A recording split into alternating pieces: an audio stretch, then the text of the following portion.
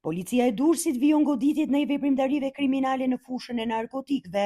Operacioni koduar Parandalimi ka çuar në arrestimin e një 55 vjeçari të dyshuar për posedim dhe shitje të farave të kanabisit. Sipas njoftimit zyrtar, specialistët për hetimin e narkotikëve në bashkëpunim me Komisariatin e Policisë Durrës dhe forcën e posaçme operacionale kanë ndërhyrë pas informacioneve operative për një shtetas që transportonte fara kanabisi drejt qytetit bregdetar. Gjatë ndërhyrjes në hyrje të qytetit të Durrësit, shërbimet e policisë ndaluan automjetin me drejtues shtetasin ASH, 55 vjeç, banues në Tiranë. Në kontrollin e ushtruar në mjet, policia gjeti dhe sekuestroi 2 qese me gjithsej 1045 fara të dyshuara narkotike të llojit kanabis sativa, të cilat dyshohet se posedoheshin me qëllim shitjen.